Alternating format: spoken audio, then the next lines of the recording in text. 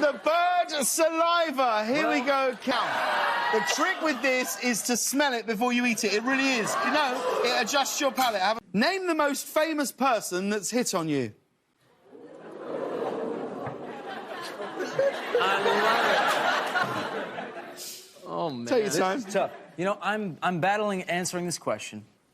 And Kevin said this is the thing he was least excited to have to eat. Yeah. And he said DNCE over my eyes. So in the spirit of